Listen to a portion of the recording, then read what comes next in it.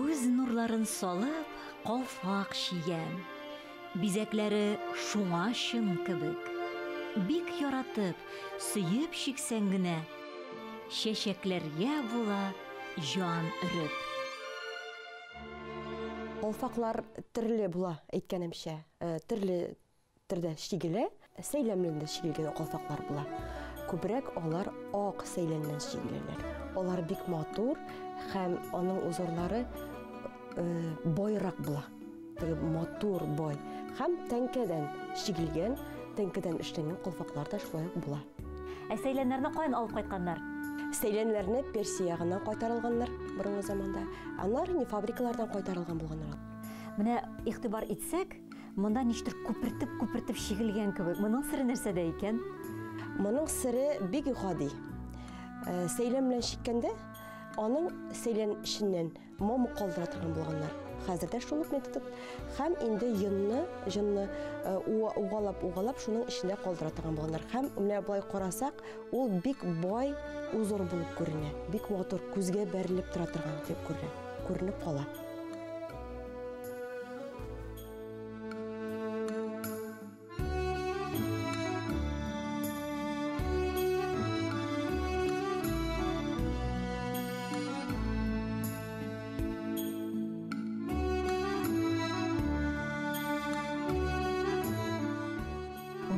Гасыр ахырында, 20-нче гасыр башында калфакларның үлчәме кичерәя башлаган. Алар инде гел хәтфәдән генә тегелгәннәр. Мондый калфак, бияләй калфак дигәннәр, аны менә йомшак өлеше бияләй сыман булган кешеләргә күренгән. Һәм инде бара тора алар кичерәеп мөгез калфакка әйләнгәннәр. Нигә мөгез калфак әйткәннәр? Аны менә шулай маңгай өстенә беркетеп куйгач, ул татар хатыннарына мөгез сыман күрелгән. Һәм инде мөгез дә дигәннәр, күкеш калфакта дигәннәр. Ул бик кечкенә булган. Аның үлчәмнәре 9-12 см киңлеге, озынлыгы 13-14 см гына. Менә бу калфак Мәскәү татарларныкы. Казаннан алар 19-нчы гасырда киткәннәр, анда урнашканнар. Менә шулай итеп инде менә бу калфакта сакланып калган. Хәзер инде менә аларның бизәлешенә дә күчик. Бүгенге көндә бит инде тегү машинасы белән бизиләр, куллар белән инде чигәләр төрле. Менә сезнең музейда нинди үрнәкләр бар менә бу калфакларның? Менә безнең каршыбызда күп кенә үрнәкләр җыелган. Монда безнең укалап чигелгән калфаклар күбесе. Булар бик затлы күренә. Нәрсәдән чигелгәннәр булар? Бер тимер кебек нәрсә икән бу? Бу калфаклар күбесенчә алтын һәм көмеш чыбыклардан чигелгән. Алар монда карап киткәнчә, күргәнебезчә чәчәк бәйләме чигелгән калфаклар. Ягъни мәсәлән, монда алтын каурылы калфаклар.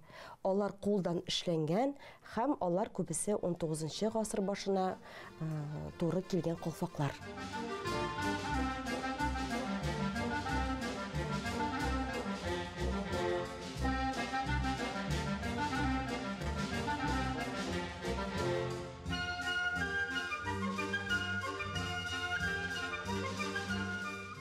Калфакларны ничек беркеткәннәр? Калфакларны тасма бау белән дә бәйләп куйганнар. Менә аны карарак төсләрдән ясаганнар бауын, һәм инде чәч астынарак шулай артка бәйләп куйганнар.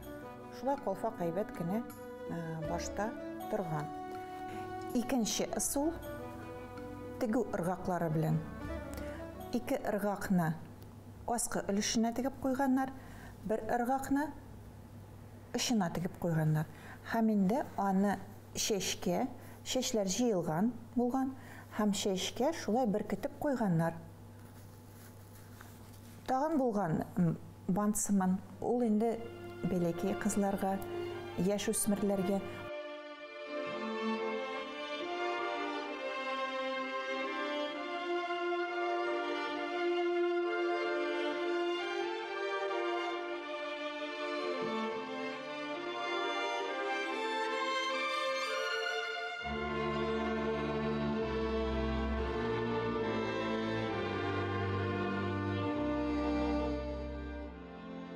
Инде бик уникаль техника. Менә бу техниканы башка халыкларда минем очратканым юк. Һәм инде бу аппликация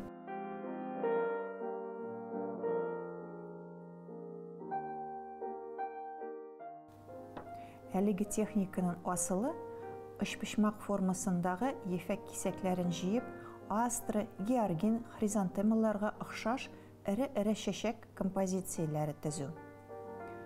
Тасмалар зур булмаган буй-буй кисәкләргә бүленә. Бүленгән кисәкләрнең өске ягын җиңелчә артка бөкләп, алга таба каплыйлар. Шул квадратларның капма каршы яклары бөкләнә.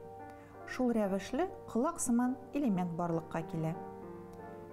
Һәр яңа рәт алдагысын өлешчә каплый. Шул рәвешле кырыйдан башлап үзәккә таба чәчәкнең барлык таҗлары тутырыла. Төсле сәйләннәр һәм вак инҗеләрдән төрле ботаклар, бөреләр, бөдрәләр, мыекчалар ясалган. Әлеге стилистикада бизәлгән калфаклар татар ханымнары һәм туташлары арасында 1870 елларга кадәр популяр булган.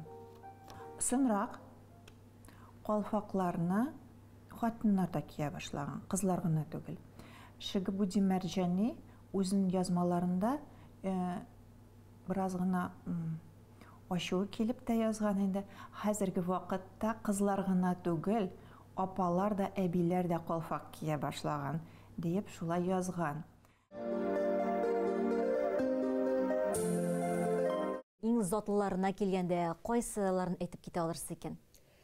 Иң кыйммәтле һәм иң затлыларына әйтсәк, алар мәсәлән менә бу кызыл бәрхәттән шигелгән калфак һәм катажи дигән. Менә калфаклар турында ишеткәнбез бар инде без. Бу нинди үрнәк, бу нәрсә бу? Катажи ул шулай хатын кызларның баш киеме, ул бик матур. Аны яшь кызлар гына кия торган булган, кебе чыкмаган, 18 яшькә әйтсәк була. Шулай ук аның өстеннән яулык киелгән. Менә нәрсә белән аерылып тора ул? Аның баш өстендә катлам тегелгән. Менә шулай материалны катлам итеп теккән. Ул инде матурлык өчен генә түгел, ул саклау чарасы да булган. Күз тимәсен өчен саклау чарасы, шуның өчен эшләнгән менә бу өстәге өлешләре. Матур бой узорлар чигергә тырышканнар. Һәм инде хатын-кызның нинди гаиләдән икәнен күренеп тора инде. Ой, ничек белә алабыз без моны? Бу әйткәнемчә, узорлар күпме кадәр ул бойрак, ул инде менә түбәтәйләрдә шулай ир-атларның баш киемнәре. Алар кайсы ир-атның кайсы катламнан, гаилә катламыннан икәнен күренеп торган. Һәм шулай ук менә хатын-кыз килә икән каршыга, аның матур калфак башында име. Бай шундый узорлар күргән кеше уйлый инде, бай хатын-кыз бу, хатын-кызы дип тә уйлап куялар инде. Һәм катарҗыда шулай. Кыз бала, яшь кыз бала бит инде ул. Шулай ук узорлар, алар төрле булган. Шулай ук чәчәк бәйләм узорлары. Һәм шулай күрсәткән кайсы катламнар икән бу кыз баланың. Калфак 20-нче гасырның 15-20 елларга килгәч, шуның хәтле әзәгән кайбер калфакларның капчыгы да юкка чыккан. Һәм инде менә бу калфак такта калфак дип атала.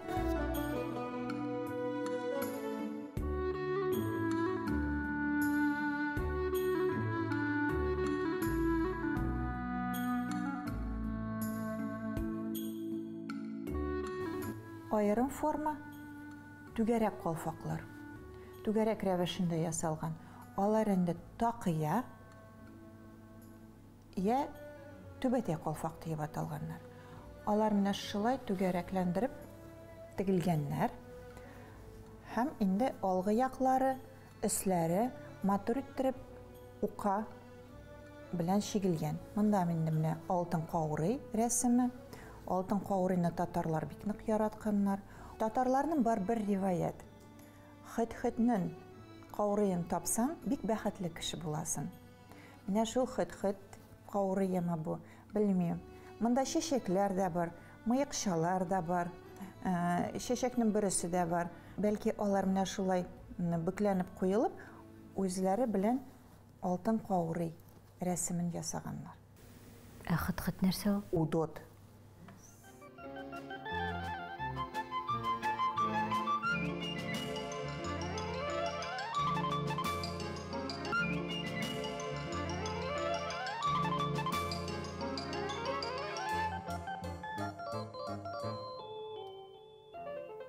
Пермь якларында, Урал якларында яшәгән татар хатыннары калфакны менә шушындый матур кызыл ситса яулык белән кигәннәр. Бу яулыкның исеме француз яулык. Аның үзенең дә бик бай тарихы. Аны инде Наполеон сугышы вакытында легенда буенча инде солдатлар алып кайтканнар сугыштан үзләренең хатыннарына бүләк итеп. Аннары инде 19 гасыр башында Мәскәүдә фабрикаларда шундый яулыклар ясала башлаган. Менә бу яулыкларның француз яулык исеме хәзерге вакытка да килгән.